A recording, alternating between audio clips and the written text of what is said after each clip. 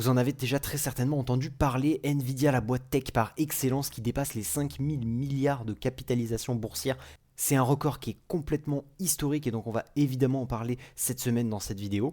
On va également aborder le résultat des big tech, mais pas que. On aura également Mastercard et Booking. On va essayer d'analyser leurs résultats, voir quelles sont potentiellement les futures opportunités et également on va parler un petit peu des points négatifs de ces résultats malgré de beaux chiffres affichés. Enfin, on terminera par la baisse des taux qui a été annoncée par la Fed. Donc qu'est-ce qu'il faut faire dans cette situation de marché et quelles vont être les futures décisions prises par la Fed du coup concernant les taux d'intérêt. On commence directement avec Nvidia et j'ai envie de vous dire waouh, quel chemin, franchement ça va tellement vite Nvidia, ça monte si fort. Le titre ne fait que monter. Monter, sans respirer, sans pause. La seule pause qu'on a eue réellement, on le voit sur le graphique qui est là, c'est en avril. Et honnêtement, une pause de quelques pourcentages pendant quelques semaines, quelques mois peut-être, mais vraiment pas grand-chose de très très inquiétant honnêtement. Et depuis, on est sur une explosion du cours, ça va tout droit. On se demande presque si au final la demande pour les puces IA notamment d'NVIDIA vont s'arrêter un jour. Est-ce que cette demande-là va s'arrêter ou est-ce que ça va continuer à l'infini? Alors les 5000 milliards, ils sont pas arrivés là pour rien, ils proviennent du coup d'une annonce qui a été faite donc par Jensen Huang, le PDG d'NVIDIA, comme quoi ils allaient donc vendre des milliers de GPU à des laboratoires américains. J'ai cru entendre parler d'un chiffre aux alentours des 250 000 GPU envoyés, donc des chiffres encore une fois astronomiques qui va évidemment faire exploser le chiffre d'affaires de ces entreprises, et donc c'est super intéressant pour des boîtes comme Nvidia qui ont certes des très grosses valorisations mais des chiffres de croissance qui sont vraiment magnifiques. À savoir pour votre information que les 6000 milliards de capitalisation boursière sont uniquement autour des 244 dollars l'action, soit au final à peine 15% à peu près au-dessus du coup des 202 dollars qu'on peut avoir ici sur le graphique, donc des niveaux actuels, on va dire ça à peu près.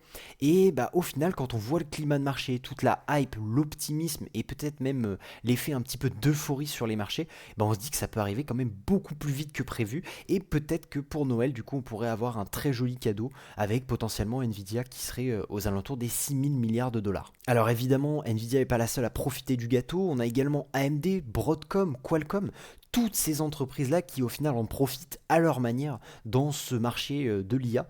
Et j'ai même envie de dire en ce moment que c'est assez terrifiant à quel point n'importe qui, que ce soit un professionnel, un débutant et n'importe quelle entreprise, que ce soit une très bonne comme une très mauvaise boîte, arrive à gagner dans ce secteur-là. Au final, peu importe le timing, la valorisation ou même l'annonce qui est faite, toutes les entreprises explosent à la hausse. Je pense notamment à Nvidia par exemple qui a pris 120% depuis les tarifs, donc on part d'ici à peu près 86 dollars si je ne me trompe pas de plus bas. Et voilà, sur des méga caps comme ça de plusieurs milliers de milliards de dollars à ce moment-là, faire des 120% par-ci, des 120% par-là, c'est juste phénoménal.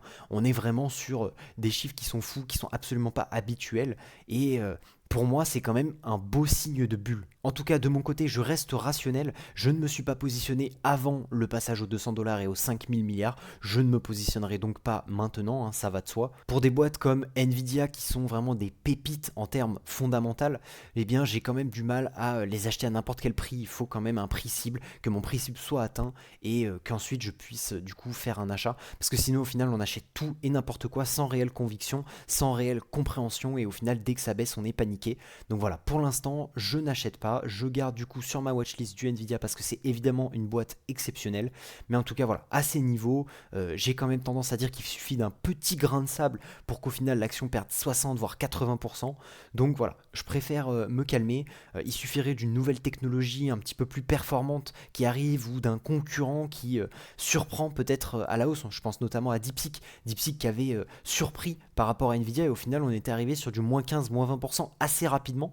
Donc voilà, des petits problèmes comme ça, ou simplement un simple paradigme, un changement même de paradigme qui arrive, qui pourrait faire que tout peut s'effondrer.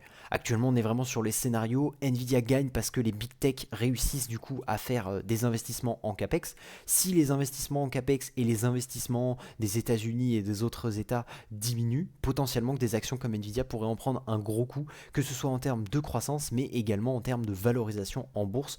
Et donc c'est pour ces raisons-là que j'évite d'aller sur ces boîtes aux croissances infinies qui ne s'arrêteront jamais de grimper. Voilà, je préfère rester un petit peu en arrière profiter d'autres opportunités et si un jour vient le moment d'aller sur Nvidia, eh bien je n'hésiterai pas du coup à poser un billet. On passe désormais au résultat de Google qui nous a fourni un troisième trimestre historique avec plus de 100 milliards de dollars de chiffre d'affaires, donc un record sur un trimestre qui est absolument phénoménal. On a également du coup une croissance du chiffre d'affaires de 15% par rapport à l'année dernière, donc là aussi c'est juste absolument magnifique, des croissances qui sont folles. On a une augmentation du cloud de 34% à 15 milliards. À noter que l'année dernière, on était plutôt aux alentours des 10,8, 11,2 milliards si je ne me trompe pas. Donc voilà, encore une fois, des explosions au niveau du cloud qui sont absolument magnifiques.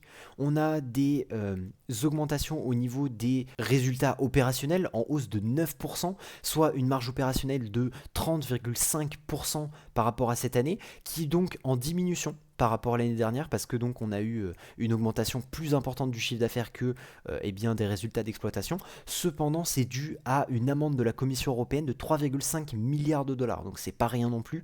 Et donc sans cette amende-là, on aurait eu un résultat eh bien, d'exploitation en augmentation de 22% par rapport à l'année dernière et une marge d'exploitation aux alentours des 33,9% et donc là évidemment une augmentation de la marge opérationnelle. Donc au final un troisième trimestre qui continue de pousser encore un petit peu à la hausse les marges de Google et donc ça c'est évidemment très intéressant.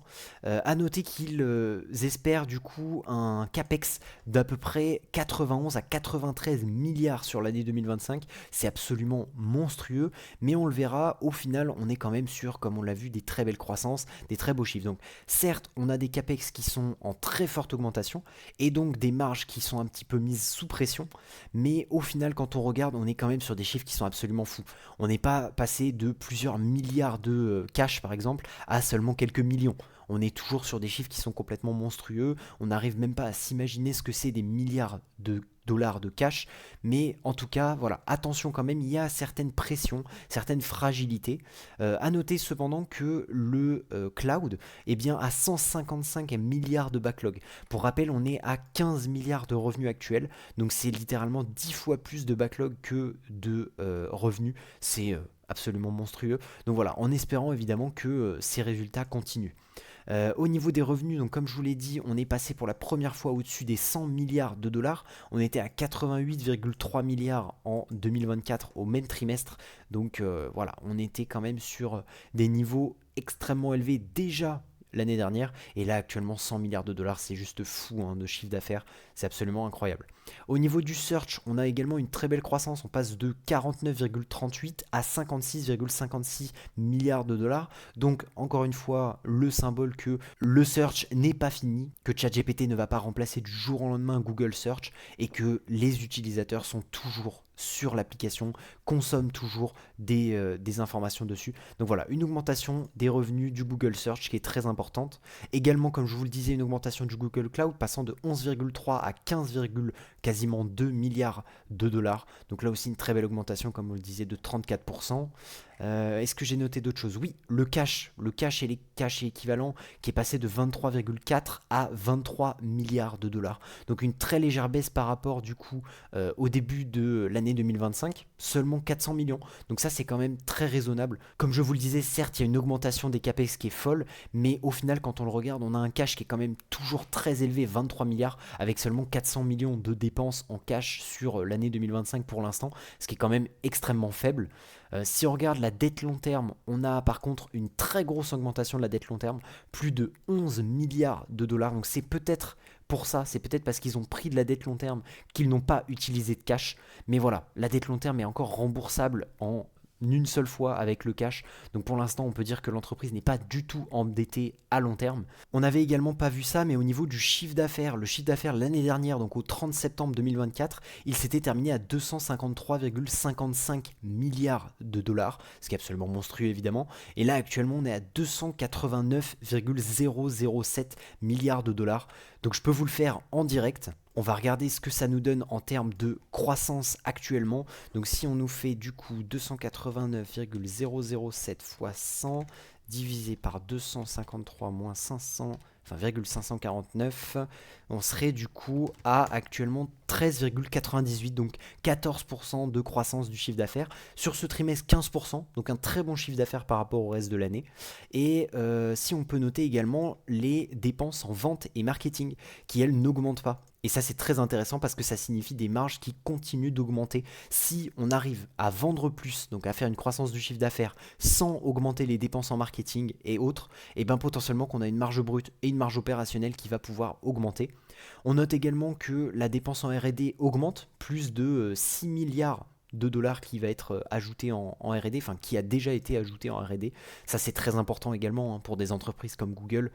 C'est toujours très très important d'augmenter la R&D pour que tout simplement ils gardent un moat sur le long terme, donc un avantage concurrentiel. Est-ce que j'ai mis autre chose? Oui, au niveau du free cash flow. Ça, c'est vraiment le point noir de ces entreprises-là. On est actuellement sur du coup un free cash flow au Q3 2025 à 24 milliards 400 millions. Si on regarde par rapport au Q2, c'était 5 milliards 300 millions. Donc au final, une très forte augmentation. On est quasiment sur du x4. Mais si on regarde par rapport à l'année dernière, et c'est là que c'est un petit peu moins intéressant, on voit qu'on était déjà aux alentours des 18,9, 25 milliards quasiment de free cash flow également. Et au final, un free cash flow qui est aux alentours de 73,5 milliards de dollars du coup en TTM. À noter qu'actuellement, Google, l'année dernière, donc en 2024, on était sur du 72,7. Donc au final, là, on a à peine 800 millions en une année de free cash flow en plus, donc une très très faible croissance. Ça, c'est par contre beaucoup moins intéressant. Là, pareil, je peux essayer de vous le faire en direct. Donc si on fait 73,552 milliards fois 100 divisé par à peu près 72,7 milliards de chiffre enfin de free cash flow pardon l'année dernière, on serait seulement sur une croissance de 1,7. Donc on va dire quasiment 2% de croissance du free cash flow, c'est extrêmement faible. Certes, c'est une croissance, mais c'est extrêmement faible. Et donc, voilà, c'est compliqué aujourd'hui avec des croissances du free cash flow aussi faibles d'aller pour moi sur ce genre d'entreprise-là, sachant qu'on a des price to free cash flow qui sont extrêmement élevés hein, sur du Google et tout. On est aux alentours des 35-40 peut-être de free cash flow, peut-être même plus. Donc voilà, c'est toujours un petit peu dérangeant pour moi. C'est un peu le point noir, on va dire, de ce petit Carter, on va dire, de Google, de ses résultats trimestriels. En termes graphiques, Google, ça nous donne du coup ça hein, sur le mois plus 10%, sachant que les résultats étaient approximativement du coup sur cette semaine, on est à peu près sur une hausse de 10-12% quand même, donc c'est vraiment très joli. Hein. Les résultats qui ont été très bien accueillis, malgré, comme je vous le dis, du coup certaines petites failles, on va dire, le capex, potentiellement la marge, potentiellement un petit peu la rentabilité au niveau du free cash flow également. Voilà. On passe désormais sur Meta. Meta qui nous a fourni un chiffre d'affaires absolument monstrueux, 26% d'augmentation à 51,242 milliards contre 40,6 milliards à la même époque l'année dernière.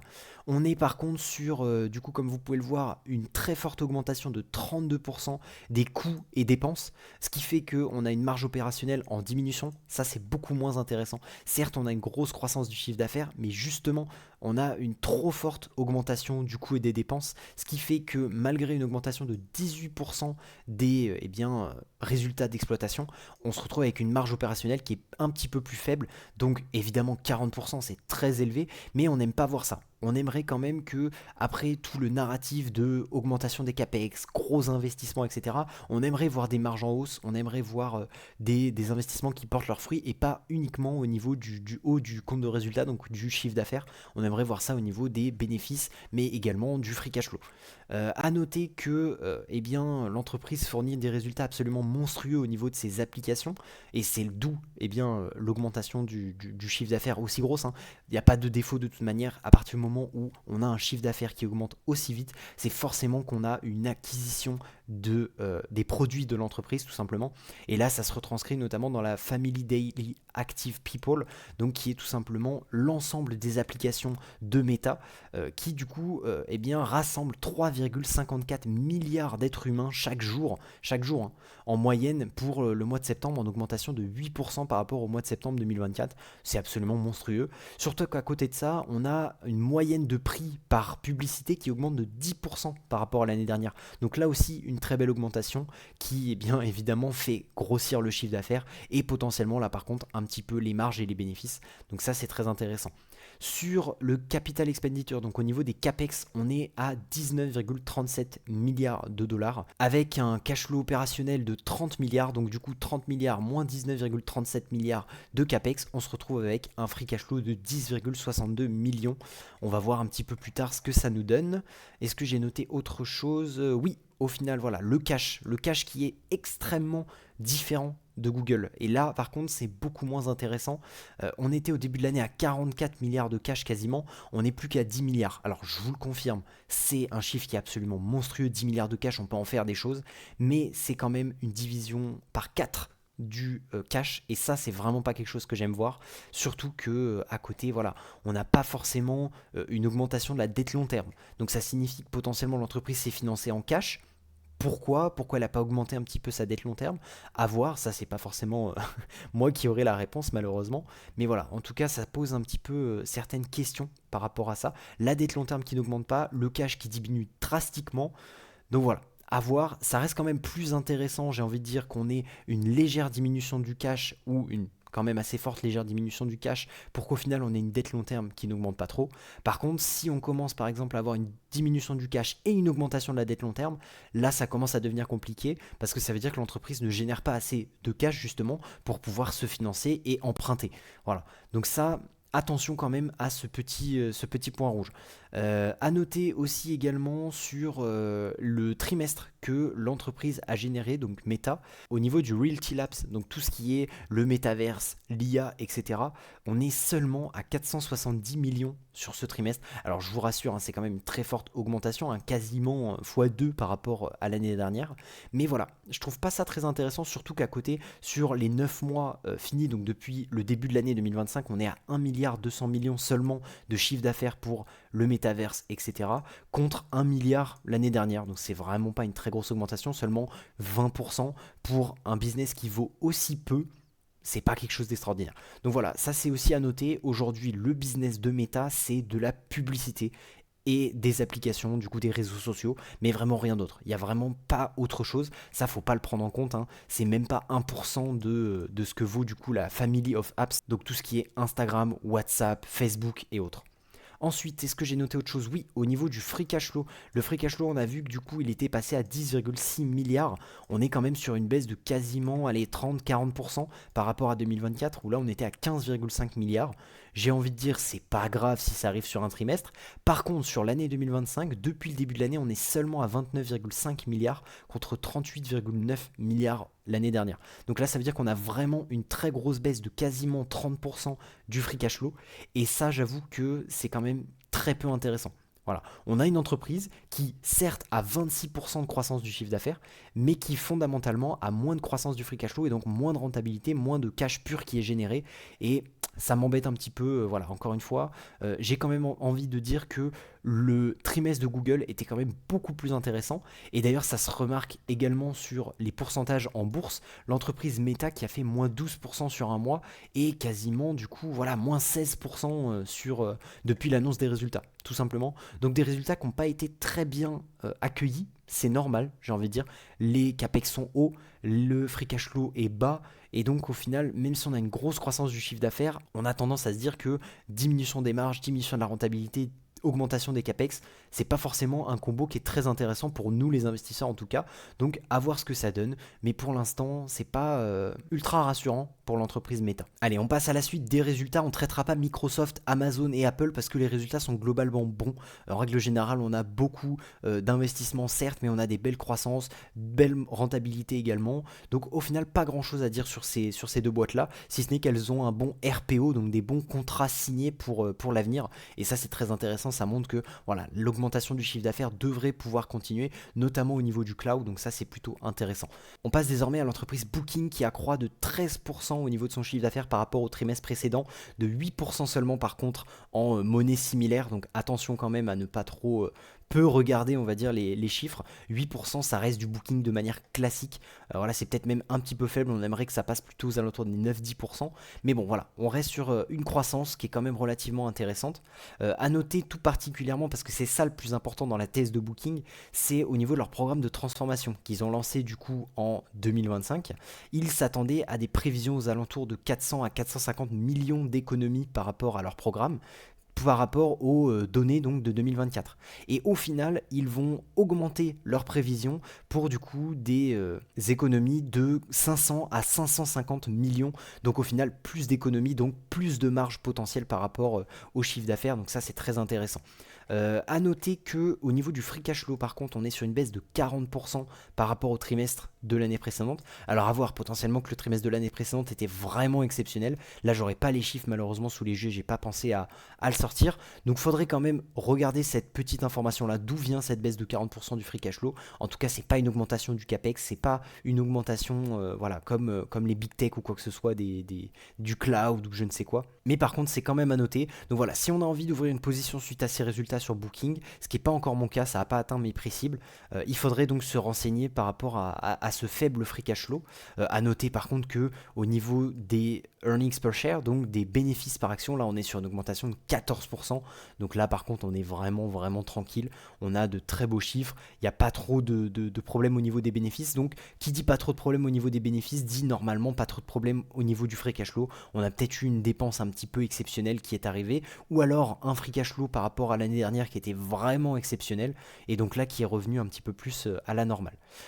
J'ai noté également que les dépenses en marketing ont augmenté seulement de 4,7%, comparé du coup à une augmentation de 5% par rapport au Q3 de 2024. Donc on a une baisse de l'augmentation du coup des dépenses marketing, ce qui signifie plus de marge parce que moins de dépenses, et donc ça aussi c'est très intéressant. Au niveau du programme de rachat d'actions et donc tout ce qui est pour les actionnaires, on est à seulement 700 millions de dollars d'actions qui ont été rachetées. C'est quand même énorme, 700 millions évidemment, mais c'est un chiffre qui a relativisé par rapport aux 24 milliards qu'ils ont d'accessibles actuellement en autorisation pour bien racheter leurs actions. Voilà, c'est pas du tout un trimestre où ils ont bombardé les rachats d'actions. En même temps, ça se comprend. Booking, si on regarde sur 5 ans, on est sur une très belle augmentation de plus de 200% depuis 2023, donc depuis fin 2022, début 2023. Et suite à ces résultats, par contre, on a eu des résultats quand même relativement mitigé. Pas de hausse, pas de baisse. Là actuellement, voilà, on est très flat. On va quand même dire une petite baisse de 1 ou 2%. Mais voilà, c'est très flat par rapport à ça. En même temps, c'est pas un trimestre de fou en termes de chiffre d'affaires. Et c'est un trimestre qui est quand même relativement bon au niveau des marges. Donc voilà, il n'y a pas non plus de surprise, j'ai envie de dire. Là, on a la guidance donc pour le quatrième trimestre, également l'année 2025. On voit notamment que la croissance au niveau du quatrième trimestre devrait être aux alentours des 10-12%. Donc bien au-dessus des 8% actuels. Ça, c'est très intéressant par contre. Ça m'étonne que les marchés soient pas un petit peu plus enthousiastes par rapport aux 10-12%. Surtout que Booking aime bien faire, on va dire, des guidance un petit peu plus faibles, donc des prévisions de résultats un peu plus faibles, histoire de surprendre un petit peu à la hausse le jour J. Donc voilà, aux alentours des 10-12% de croissance par rapport au Q4 de 2024. C'est quand même très intéressant et donc on va pas se plaindre. J'ai noté également au niveau du cash que voilà, le cash augmente de manière très légère. 400 millions de plus que le début de l'année. Donc voilà, pas de problème de cash. On a une dette court terme qui diminue très légèrement. On a une dette long terme qui augmente très légèrement. Donc voilà, une très bonne santé financière, j'ai envie de dire, sur l'entreprise Booking. Et je crois que j'ai rien noté d'autre en particulier. Si, par rapport au free cash flow, évidemment. Actuellement, du coup, on est sur un free cash flow de 1,4 milliard, en baisse, comme je vous le disais, de 40% par rapport aux 2,296 milliards de 2024. Mais au final, si on regarde du coup l'année dans sa globalité, depuis le début de l'année, on est à 7,67 milliards de chiffre d'affaires contre 7,24, soit une augmentation quand même relativement modeste.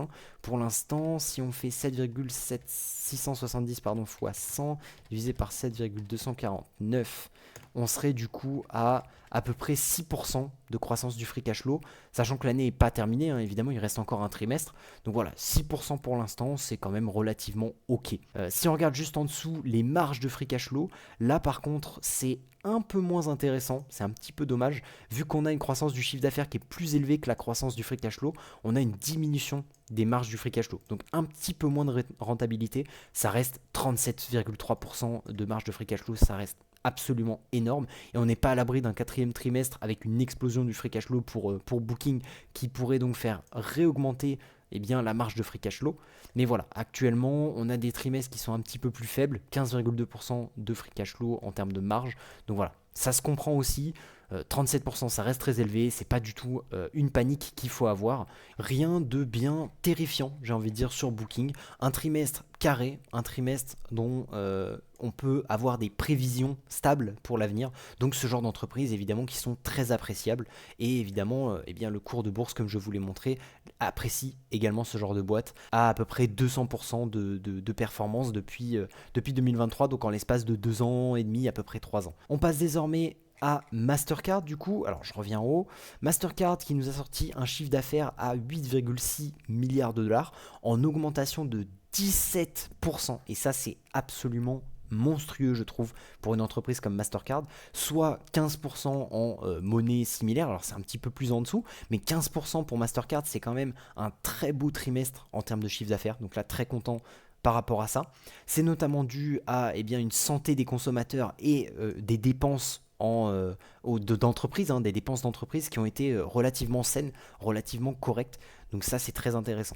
A noter que, comme je vous l'ai dit, on a une croissance donc de 15% du chiffre d'affaires. On a également une croissance de 4% des dépenses opérationnelles, seulement, j'ai envie de dire. Ce qui signifie du coup une augmentation de 23% des revenus opérationnels et donc une marge opérationnelle qui explose à la hausse. 54,3% au Q3 2024 contre 58,8% au Q3 2025. 58,8% de marge opérationnelle. Je ne sais pas si vous vous rendez compte, c'est énorme, c'est monstrueux. Voilà. Est-ce que j'ai noté autre chose? Pas spécialement. Si, au niveau du retour par rapport aux actionnaires, on a eu du coup Mastercard qui nous a racheté 5,8 millions d'actions, soit 3,3 milliards, ce qui est quand même pas non plus rien du tout. 3,3 milliards, après ça reste 500 milliards de capitalisation boursière, mais c'est quand même pas si mal. Et alors si je ne me trompe pas, voilà, on est à 5,8 milliards encore approuvés pour faire du rachat d'actions. Donc au final, 3,3 milliards, sachant qu'il reste 5,8 milliards, donc on était à peu près à 9,1 milliards de rachat d'actions. 3,3 milliards, c'est quand même 30% de tout ce qui était approuvé qui est sorti, à comparer avec Booking, où là, c'était aux alentours des 2-3%, c'était vraiment pas grand-chose. Là, on est quand même à 30% de ce qui est approuvé en rachat d'actions qui a été du coup racheté. Donc c'est quand même assez énorme, on va pas se mentir. Et ça peut se comprendre. Aujourd'hui, Mastercard, c'est quand même un petit peu en dents de scie ces derniers temps. Alors ça reste très haut, évidemment, on est sur une légère baisse de 8%, mais un PER de 35%.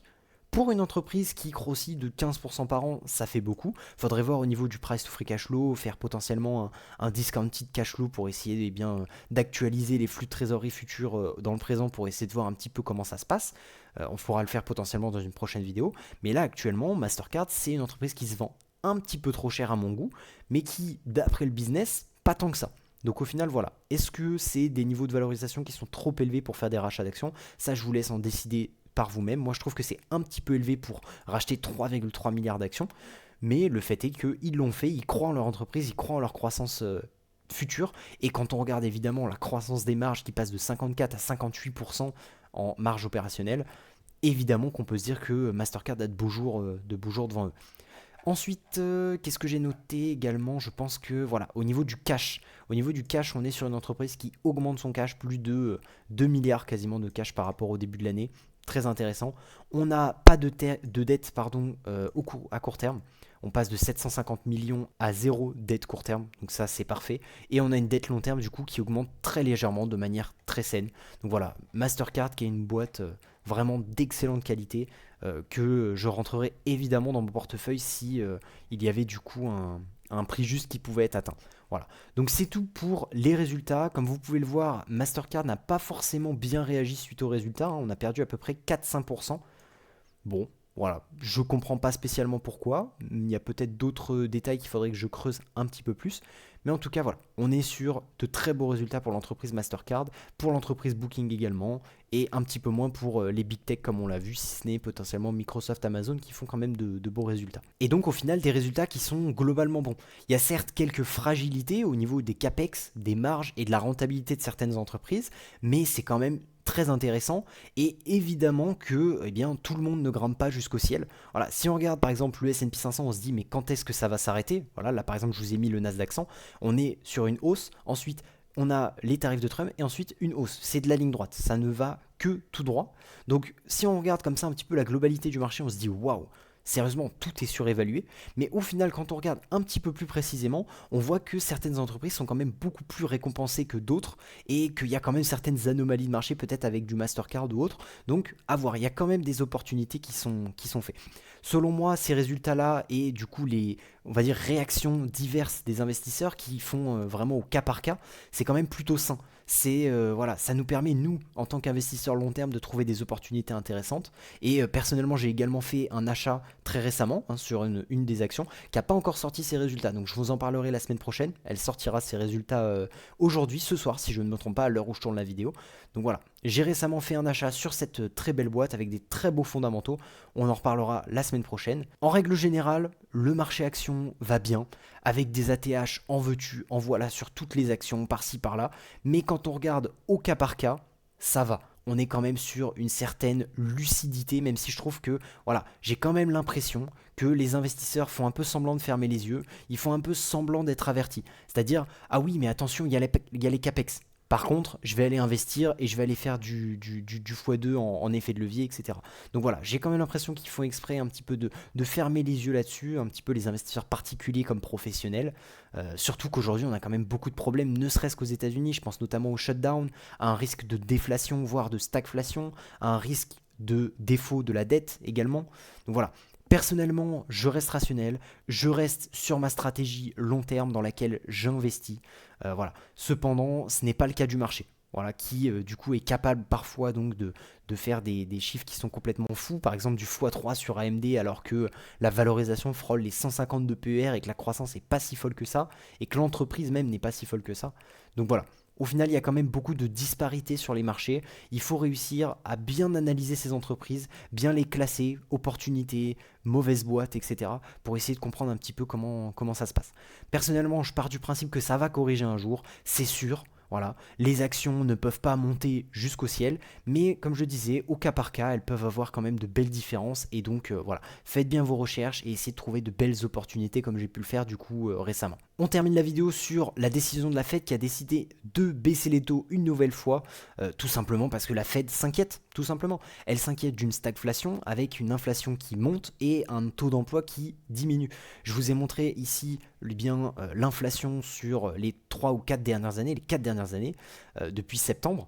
On était donc en 2022 sur une très forte inflation, on est descendu, et là actuellement certes on voit une sorte de tendance baissière de l'inflation, mais attention. Attention parce que vu que les taux sont actuellement diminués, l'inflation pourrait se remettre à augmenter. On n'est pas sur les objectifs de la Fed aux alentours des 2%, on est au-dessus, on est plutôt aux alentours des 3% ces derniers temps.